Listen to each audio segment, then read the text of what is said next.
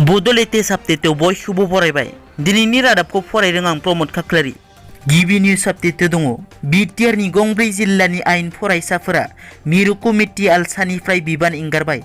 बर' राव रायज्लायग्रा आरो बर' नङै राव रायज्लायग्रा आयेन फरायसा गौथुमनि गेजेराव थांनाय माखासे समनिफ्रायनो दान्थे बिदान्थे थासारि सोमजिनायनि उनाव क'क्राझार, चिरां आरो बाक्सा जिल्लानि अनगायैबो तिनसुकिया जिल्लानि आयेन फरायसाफोरा दुलाराय आसाम आयेन गौथुम मिरु कमिटि सोद्रोमा बिबाननिफ्राय बिबान एंगारबाय। बे बाथ्राखौ क'क्राझार जिल्ला कमिटि दुलाराय आसाम आयेन फरायसा गौथुमनि आफादगिरि हेमचन्द्र ब्रह्मआ फोरमायो। दिनै क'क्राझार प्रेस क्लाबाव खुंफुंनाय मोनसे खौरांगिरि मेलनि गेजेरजों क'क्राझार जिल्ला कमिटि दुलाराय आसाम आयेन फरायसा गौथुमनि आफादगिरि हेमचन्द्र ब्रह्मआ बुङो दि थांनाय 24 जुन खालाराव मिरु कमिटि आलसानि दैदेनगिरिजों वाट्सएप ग्रुपआव असमिया रावखौ आसामनि साफ्रोमबो आयेन फरायसाफोरा बाहायनांगौ आरो लिरनांगौ होनना बिनि उनावनो आयेन फरायसाफोर बर' आरो बर' नङैनि गेजेराव दान्थे बिदान्थे थासारि लाबोदों होनना रोखा बुंथियो। नैथियाव दङ।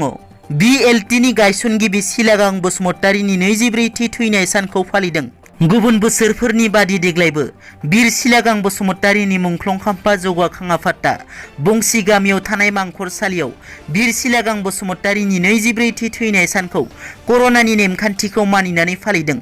आलादा रायजो बड'लेण्डखौ सोरजिनायनि थांखिजों 1996 मायथाइयाव बिएलटिखौ दानाय जादोंमोन।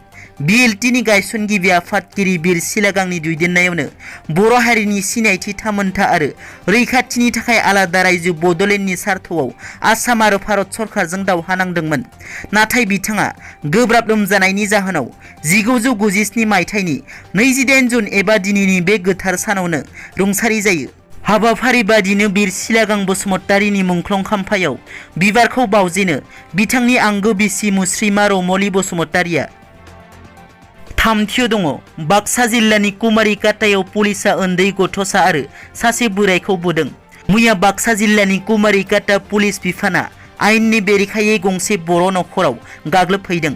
नखरनि बेसेन गोसा मुवा बेसादफोरखौ सिलिंखार खालामदों। तामुलपुर महकुमानि बेन्दोंआव गोग्लैनाय कुमारिकाटा पुलिस थानानि मोनसे हानजाया थांनाय हरनि 11:30 समाव बैग्रिगुरि गामिनि कमल बसुमतारीखौ नागिरहैनानै मानसिखौ हमनो हायैनि थाखाय कमल बसुमतारीनि बिफा 60 बोसोर बैसोनि जलसिं बसुमतारी आरो 13 बोसोर बैसोनि गथ'सा प्रियाम बर'खौ लावथिजों बुनानै फैयो। बिनि अनगायैबो नखरनि टिभि, न'नि खिरखि ग्लास, सियारखौ बुफाय बुसि खालामबोयो।